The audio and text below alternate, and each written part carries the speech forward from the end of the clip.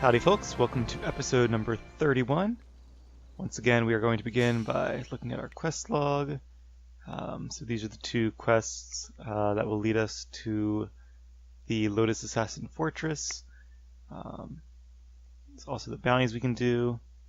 We are quickly racking up quests here in the Imperial City. So let's press on and see if we can start eliminating some. I really like the Outlander quest. I kind of wanted to save that one, but it's one of the ones that's kind of easy to do early on, so perhaps we will. But first, some light reading.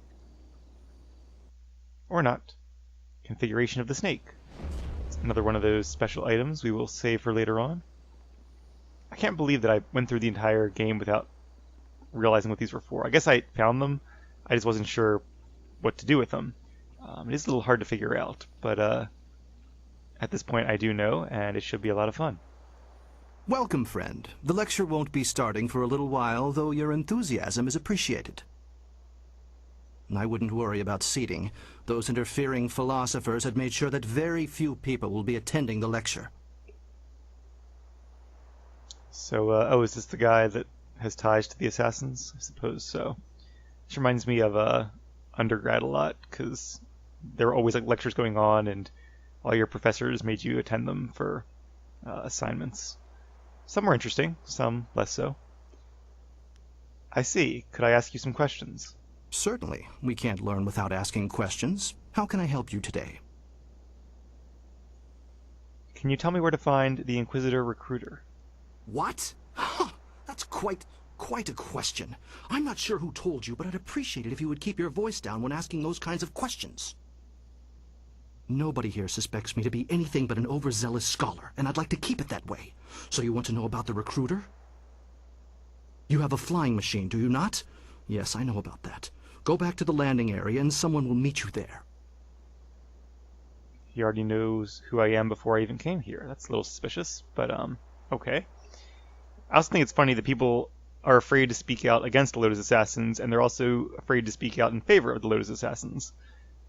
Not sure if they're afraid of attracting unwanted attention from either side, or if he doesn't want to seem presumptuous, which might also attract the assassin's ire. How do I know this isn't a trap? If the Lotus Assassins wanted you dead, your life would be over before you even knew you were in danger. Not sure that's true. Well, tell the recruiter I will be there. He already knows, I'm sure. Now go, and I will not speak to you about this any further. Can I still ask you other questions? I guess not. They already know about you.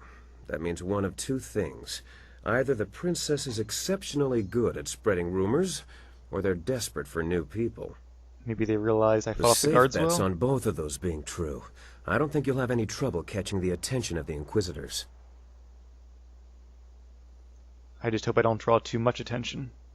No, I'm sure they have no idea of your real identity. I wouldn't worry about that. Well, I am anyway. This Inquisitor will be more interested in you than he'll let on. I'm not even sure if you needed to talk to Dong Gao to catch his attention. Just watch my back. I don't trust this Inquisitor. That is the wisest thing you could have said. Especially, well, the Inquisitors are not dealt with lightly. Let's get back to the flyer as soon as we can. Yeah, already dealt with one. Quest updated. We know what that is, though. That was the configuration of the snake. We'll head back to the flyer eventually, but not really in any hurry to advance the main quest. This is one of those games where if you stick to the main quest, it flies by really quickly, and you miss out on so many interesting things. A lot of the newer games, especially Bioware games, the side quests are really just distractions and things to kill time and enjoy the combat of their games, but in these early titles, the side quests are really a significant portion of what makes the game so special. Certainly would not want to miss them. Greater Scholar's Gem of Fate. Let's see what that is. Focus power-ups, but -5 mind. Oh, so he didn't really go away, he just stood over here. So I guess there are two camps, the philosophers and whatever school he belongs to, and they must disagree. Okay, so it's the scholars and the philosophers. The physical universe, the scholars' hypothesis. To suggest that I, of all people, do not understand the significance of the importance of the celestial beings is preposterous. I pay my tributes at the temple because I honor those who gave us our minds and our curiosity. Philosopher Jiang ignores the crux of the problem by hiding behind his arguments of divine belief. The scholars have made some recent discoveries, such as the way in which clouds are formed, but the philosophers led by Jiang dismiss these theories without even hearing them out. How can we progress as a society if we refuse to accept new ideas and new concepts? The philosophers would have us cling to our traditions, even at the cost of our own prosperity. Yeah, I tend to agree with the scholars here, but in this world, there might actually be some merit to what the philosophers believe, because if the scholars are inventing things, perhaps that is seen as trying to emulate heaven and thus angering those who rule it. Then again, I guess like the flyers are a new invention, and at least Kang makes his for the glory of the gods. All very interesting theories. Oh, good to see you again, my friend. Have you returned to listen to my lecture, or would you just like some information? I guess I can't listen to the lecture even if I wanted to. Certainly. We can't learn without... Tell me about the Scholar's Garden. Don't let the name fool you. There are fewer scholars here than you might think. We are far outnumbered by those obstinate philosophers. The philosophers believe that the gods dictate everything, from the rising of the sun to the changing seasons. If the summer ends too soon or too late, the gods must be angry. Of course, anyone who cares to look can see that the birds control the weather. I have noted with some accuracy that the birds predict the seasons. This correlation does not indicate causation. Really? How does that work? I have a theory that the massive movements of birds in the autumn and spring actually cause the prevailing winds to change direction. When birds fly south just before autumn, they cause the winds to change. And we get cold air from the north until the spring, when the birds reverse the winds again. It's a very interesting theory. It's really quite simple, but just try telling that to one of the philosophers. I mean, at a glance, it does kind of make sense, but if you put any thought into it, and the amount of birds compared to the amount of wind, I mean, I guess it's hard to know in this day and age, but it does seem kind of trivial. But that's a nice example that goes to emulate how even the very intelligent people in this day and age don't really understand as much as modern civilizations do. That's what always gets me about all these theories or stories about super advanced ancient civilizations, which, of course, at least in real life are not true, but are often true in video games and movies and whatnot, that in real life, ancient civilizations really weren't advanced, not compared to modern standards. Obviously, some were surprisingly advanced compared to our assumptions about them. The Antikythera device, I think it was called, is a very good example of that. But being sophisticated relative to other ancient societies, or even some societies that came after them, is a lot different than being advanced compared to modern standards. It's not like the Egyptians had space travel or anything. I'm going way off on a tangent with this, but anyway. Why do you mistrust the philosophers? Don't get me wrong, I like most of the philosophers, but their strict adherence to aging traditions makes them very difficult to deal with. They're always preaching about peace and harmony. Really, we kill and subdue the creatures of this world in order that we can survive. Where's the peace in that? Can a man survive long enough without eating meat? What about the grains we use to make our bread, or the hides we use for any number of things? We consume constantly. I guess you could grow lots of beans. Peace and harmony are wonderful ideals, but in nature only the strong survive, and they don't do it by being peaceful.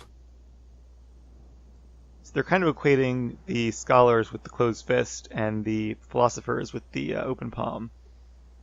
Which I'm not sure I really like or agree with. I think you could easily have an open palm scholar or a closed fist philosopher. What is your lecture about? I'm glad you asked. Today I will speak on my theories of cloud formation. That was my first major discovery, though it hasn't been widely accepted yet. I do want to hear this. The basic principles are really quite simple. I deduced after lengthy study that clouds are formed by the moisture escaping from our bodies. When the weather is cool, you can clearly see small clouds escaping from people's mouths. Similar clouds form on the skin of people working strenuously in the cold.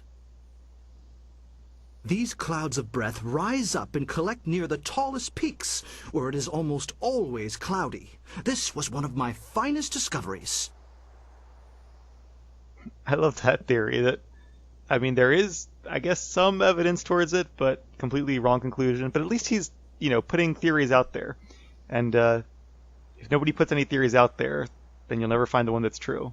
You just have to go through a lot of wrong ones, and some very silly ones apparently, before you get there. So while his theories are obviously bogus, or at least are in our world, who knows how physics differ in the Jade Empire world, that's better than just attributing everything to the gods and going with it, which may be true, but if that is the correct theory, then there should be evidence that supports it, and that evidence can be used to refute competing theories like clouds coming from people.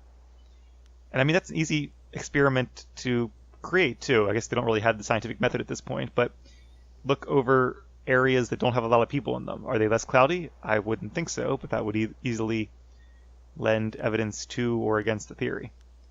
All right, I'll be going now. So soon. All right then. I hope to see you again soon. Perhaps I could explain to you my theories on the formation of ice crystals. Oh, I would love to hear it. But perhaps some other time. Come and learn about the ways of sagacious Tien. Free your body, mind, and spirit. Well, I would like to, but I guess you can't talk that much.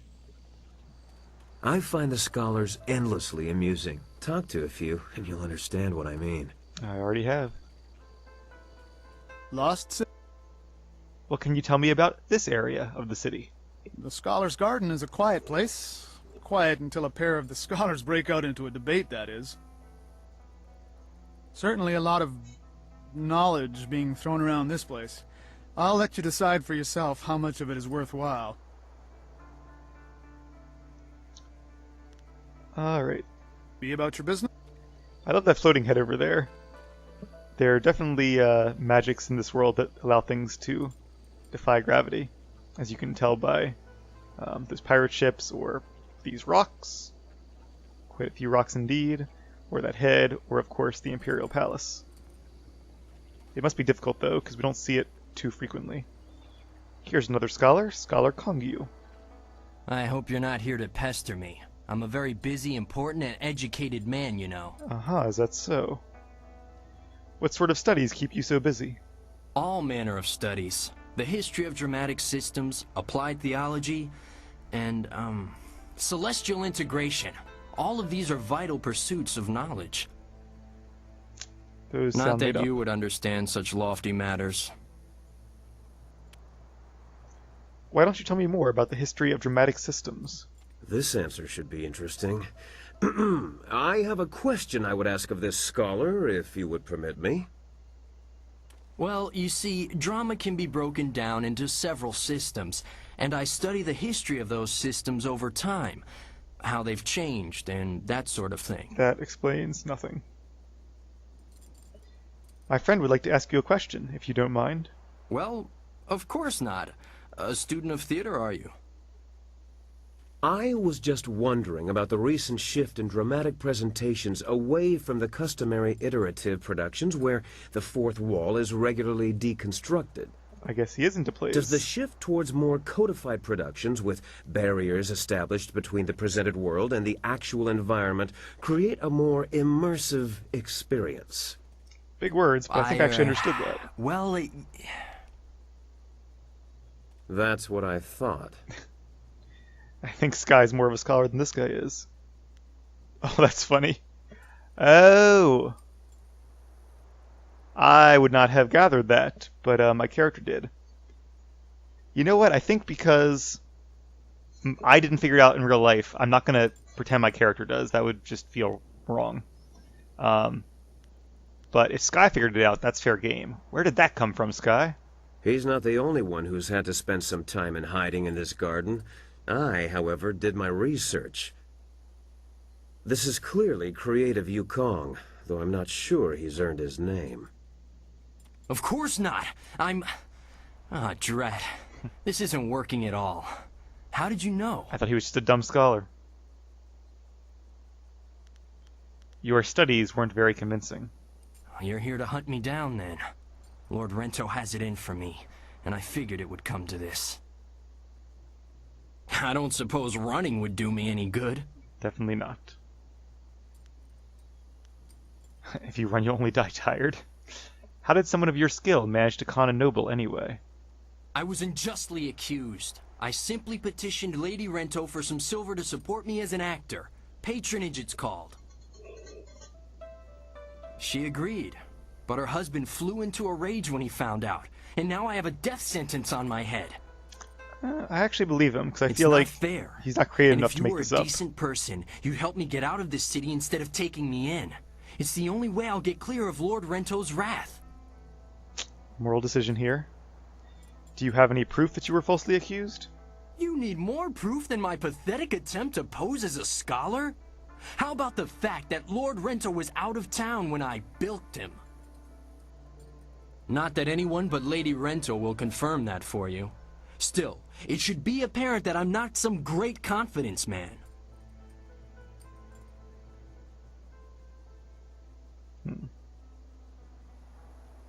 So you can put off making a decision.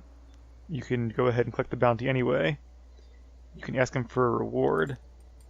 See, what I'd really like is some more evidence, but that doesn't seem to be an option.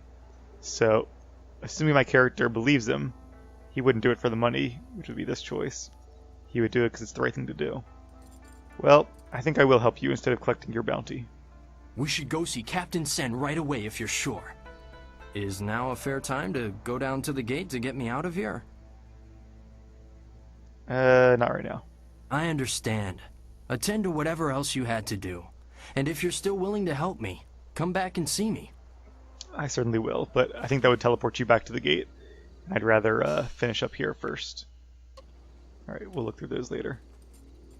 Who are you, Tongwei? Also, I like that the chains, you can actually hear them rattle.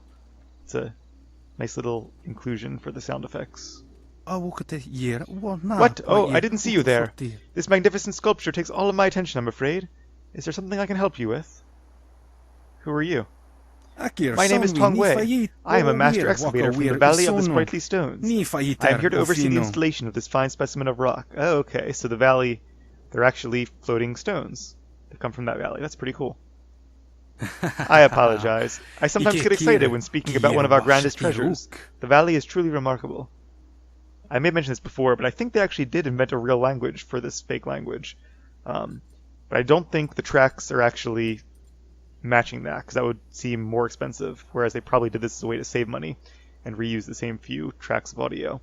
I do like that he laughed at the beginning, though. That actually makes sense. What makes the stones so sprightly? No one knows exactly. There are theories, of course. Some say it is divine, and others say it is simply a trick of nature. But the debates truly don't matter. Oh, I disagree. I'd like to hear that scholar's thoughts on why they rise. The stones are remarkable, regardless of the reasons for their sprightly behavior. I count myself honored to be able to work so closely with these wonderful stones. Of course, looking upon the sculpture, it is easy to see why some believe the divine had a hand in their making. Tell me more about the valley. Ah, the Valley of the Sprightly Stones. It is truly a marvel, discovered many centuries ago by explorers who saw the floating stones from some way off. So I wonder if they must not... It's not like helium, where they just float up and up and up, which would be dangerous. They float up and up and up until they come raining back down again. Well, that would be an interesting phenomenon as well. But they must just float a little bit, and the chains are more to stop them from floating sideways in the wind and wandering off than they are to stop them from floating up. And in fact, you actually kind of see that in the way the chains are holding this boulder. It's not pulling against it upward, it's just kind of bouncing around. And I guess the palace is, I don't think, chained, but it's so high up, it's not going to hit anything going sideways. And they probably have some kind of magic or something to push it one direction or another and keep it over the city and not just floating off into the countryside. That'd be funny, though. Like, we disabled whatever keeps the palace where it is, and it just started drifting away. Anyway, eventually, people came from around the Empire to marvel at the strange occurrence. It wasn't until Emperor Yul saw it that the stones were used to build. Also, just to finish the thought, it makes more sense too, because if the stones all floated, they wouldn't have stayed in the valley. They would have all floated up into the clouds and the sky and wherever and been gone. But floating sideways, they might wander a bit, but they might not get very far. Interestingly enough, though, they clearly maintain their sprightliness even when they leave the valley. So it's not something in the valley that's doing it, like magnetism. It's something with the minerals in the stone itself. Or maybe some god enchanted the stones in the valley to do this. But either way, it must... either they must not have broken free too long ago, or whatever happened to enchant them must not have been too long ago. Otherwise, the rocks would have wandered far away from the valley by now, just on their own. And I guess it's also quite possible that maybe some of them did, and that these rocks were hewn from the rest of the rock in the valley, which was keeping them in place, and they only float once they're detached. I know I'm putting way too much thought into this, but things like this really interest me when it comes to the lore of the fantasy world. The grandest achievement is the Imperial Palace itself. It floats above the city like a grand heaven. Of course, it uses additional magic to keep it aloft. I wouldn't think it had to if it's mostly stone, but maybe there's not enough of it. So what are you doing here if you're the master excavator? Everyone deserves a few moments away from work, don't they? Things will be fine at the quarry without me. Besides, it's nice to see the stones on display. The sculpture of Sagacious Tien's head is like an unending well of inspiration to me. Yeah, everybody needs a vacation. As somebody who just got back from one, as I've mentioned, that I can definitely relate to that. It'd be cool if, because I'm in architecture, it'd be cool if I actually got to like visit one of the buildings I made, like a museum or something. If I designed a museum and then got to visit it on vacation. That's not what I do though, so the buildings I design I probably wouldn't visit, at least not on a vacation. Alright, I'll be going now. Alright, so that was kind of a cool little conversation. Not sure it really goes anywhere, but explains a little bit more about the mysteries here. We will talk to that crowd of people in a bit. As you can probably gather, they are surrounding the Outlander, but first... The physical universe, a final world. The world that we live in is not as simplistic as philosopher Jiang would suggest in his treatise on the physical universe. His hypothesis regarding divine regulation of weather and seasons, though interesting, is nothing more than children's tales made overly complicated. Recent research, led by scholar Dungao, that's that other guy, has proven that our seasons and weather are much more than careless whims of distant celestial beings. Our universe is made up of very real, very tangible components that can be carefully quantified and qualified. Well, that may be true, but I wouldn't exactly trust scholar Dungao to produce clear evidence of that. The philosopher's viewpoint. The scholar Xiao Xiang has raised several interesting points in his rebuttal to my treatise on the physical world. His lack of respect for the divine is of greater concern than his lack of understanding of the physical world around him. I agree there are many aspects of our world that cannot be explained by divine influence alone. We learn and continue to thrive at the mercy of the celestial beings. Without their guidance and indeed their blessing, we would quickly discover that research and understanding of our physical world alone are not nearly enough for us to survive. Hopefully we'll never know. Cool little painting. Scholar Zenyu. I'll talk to you in a second. You look a lot like the other guy. And there's another guy up here. Let's talk to him first, though. Hello there, traveler. Forgive my forwardness, but I noticed your arrival earlier while I was at the tavern. That flying machine of yours is truly a marvel. Yeah, you probably can see the landing from the tavern. Checks I out. actually have a design for a new prototype flyer, and I hope to get funding to build it one day. The other scholars aren't interested in my inventions, though. Can I ask you a few questions? Me? You want to ask me something? Well, sure, I'd be glad to help you if I can. What would you like to know? Here I thought he was going to ask me for an investment, which I might actually do just to see what happens. I don't remember this guy at all, so it would be a total surprise. Who are you? What is it you do here? Oh, I'm Scholar Zenyu. I'm one of the newer scholar elites. I was actually born in the poor quarter, but my uncle brought me here when I was only 10. Good for you. He knew I would never have a chance at a real life unless I had some proper schooling. I've lived here with him ever since. It's true even these days. Well, mostly. Tell me about the city. That's right, you're new here, aren't you? Well, that's why I flew in. Where should I begin? There's so much to tell you. There are several important areas here in the city. Of course, there are also many different services, too. I'm not sure what to tell you first. Just tell me about the important places. Sure. Well, let's see. This place is the Scholar's Garden. For the most part, only stuffy old philosophers and scholars reside here. Farther down toward the city, you'll find the Golden Way. Many wealthy people live and work there. Hopefully some willing to fund one of my inventions. Then there's the Market District, near where you landed earlier. Most of the city does its business there. It's an interesting place. At least, I think so. You'll also find the path to the Black Leopard School there, across the river from the arena. I haven't been there, but I hear it's an interesting place to visit. Yeah, we might go there soon. Haven't decided yet. Tell me about the city services. One of the best places in the city is the arena. Just don't tell my masters I said so. If you go to the arena, you'll also see the heart of the Empire Tavern. And of course, there are several shops and merchants with all manner of supplies available. All of that can be found in the Market District. Tell me more about the tavern. I'm not supposed to go there. At least not when I'm studying, but it's hard to resist. It's known as the best tavern in all the Empire. I actually do some of my best thinking while I'm there. I like to sit in the upper rooms with a bit of wine and just look out over the city, or the arena. Reminds me of a friend of mine. What can you tell me about the arena? It's one of my guilty pleasures, I have to admit. When I was a little boy, I used to dream of fighting in the arena. My uncle had other plans, however. Yeah, honestly, that's probably for the best. At any rate, watching those fighters compete is one of the most exhilarating experiences. You look as though you can handle yourself in the arena. If you're interested in fighting, you should speak with Kui the promoter. You can find him in the heart of the Empire Tavern most of the time.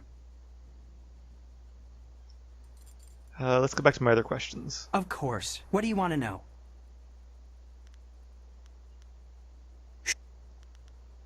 Can you tell me about Death's Hand? Now there's a question you don't hear very often.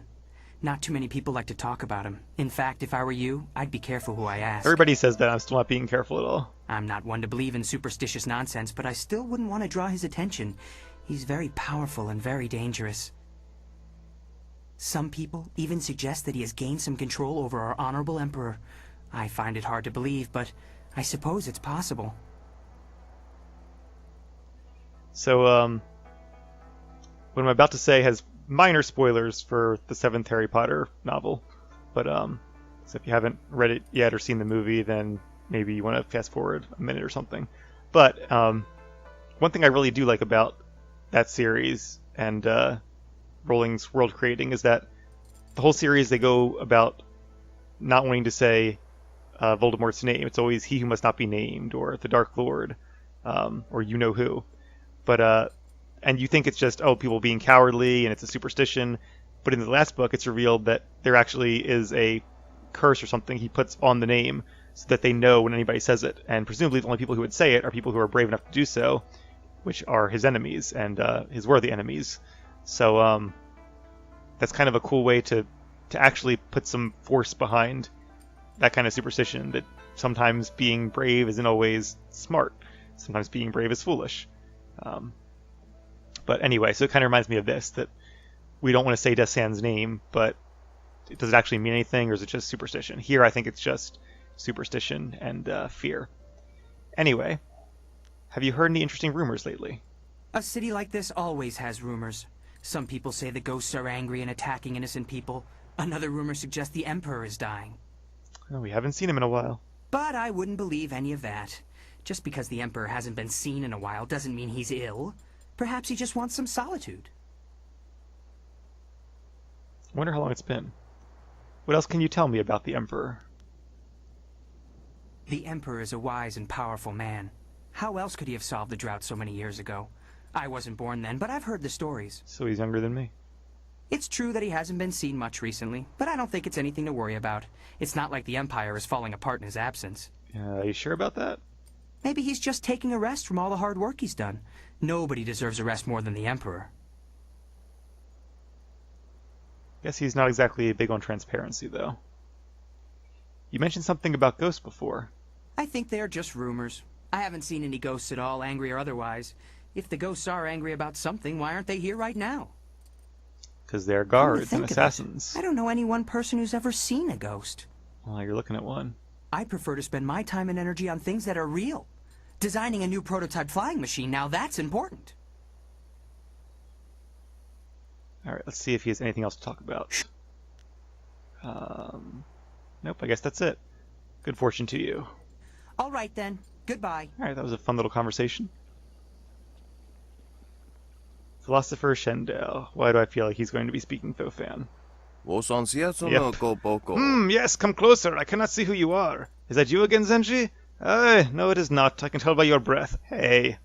I'm going to assume that means I have good breath, and this Zengi guy does not, and not the other way around. Oh, nope, I guess not. Please come no closer. Hey. What is it you want with old Shendao then, I want to get back to my meditations before I pass away from old age. Maybe he just smells himself. May I ask you a few questions? All day long I'm besieged with questions. Master, what is the seventh dictate? Master, how do we achieve inner peace? Master, when is dinner? It's a wonder I get any peace at all. Well, go on, but be quick about it.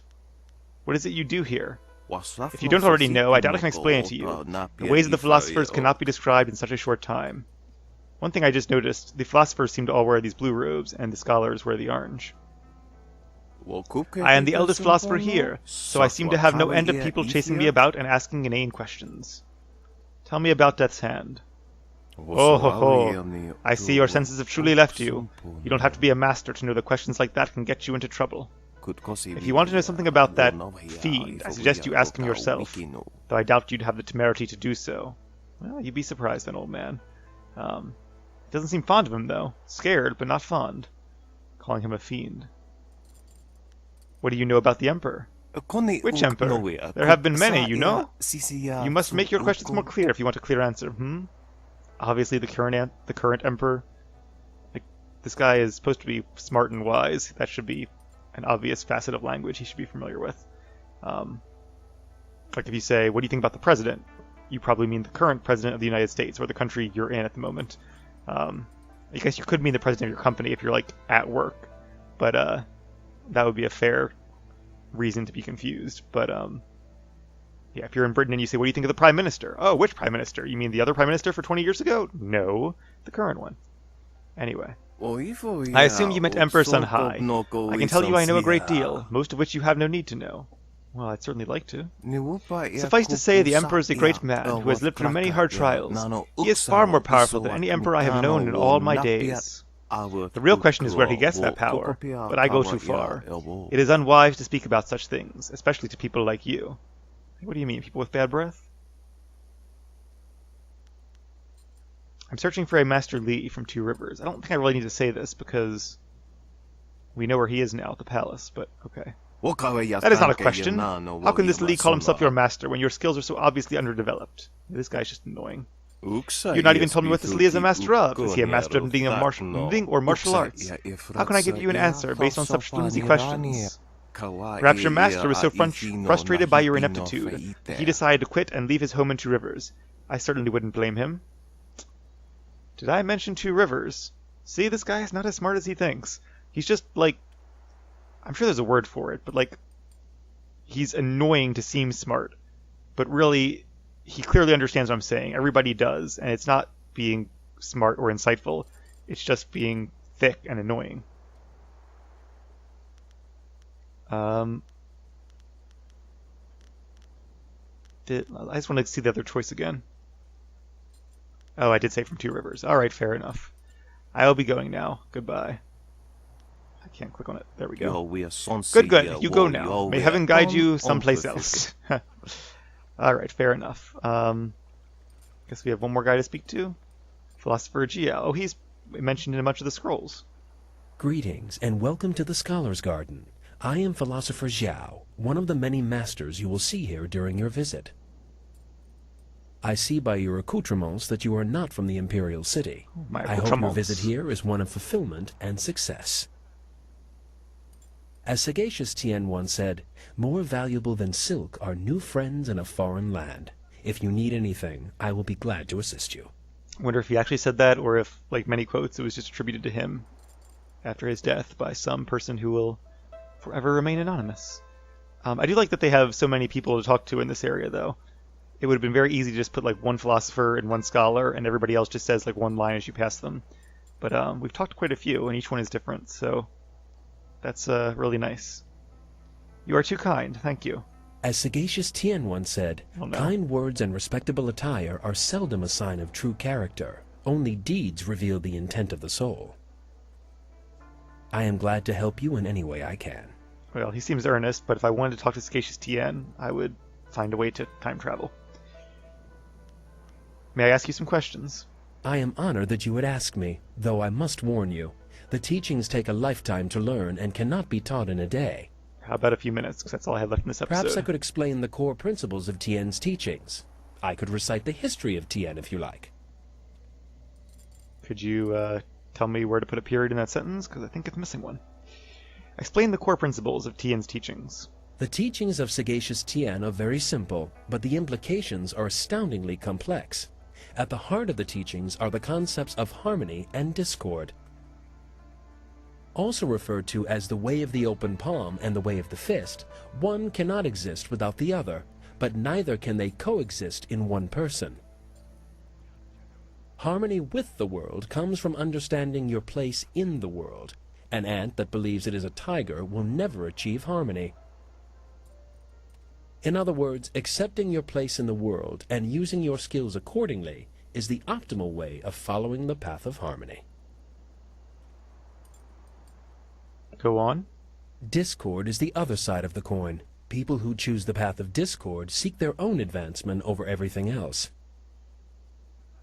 These people will ignore the world and use whatever means necessary to raise themselves above their station.